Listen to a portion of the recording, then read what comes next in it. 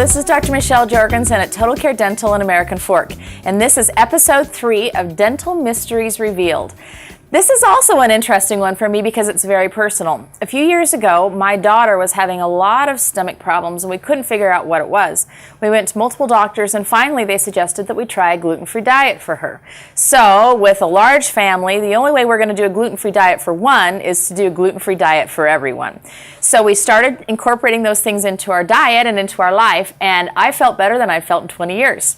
Shocker. And I was really upset about that because I didn't want to have to do all the things that I saw people doing with gluten-free diet.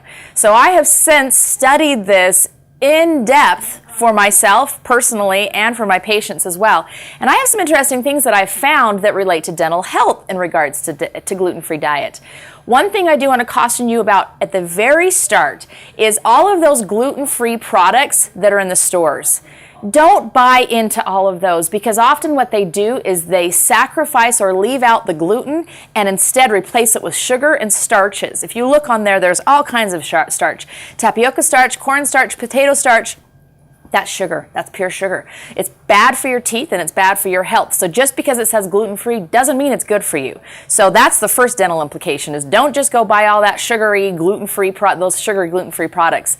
The second thing is I want to talk a little bit about one reason that we have so much of these sensitivities to gluten in our product in our lives today. You hear about this all the time, right? I'm sure everybody knows someone who's on a gluten-free diet right now. One of the reasons is because we are not handling grains the same way that they've been handled historically. Historically, these grains were all soaked before they were used. And they had to be soaked to get off what's called phytic acid. Phytic acid is an anti-nutrient that has to be on the outside of that seed for a reason. It's what keeps that seed from sprouting over time.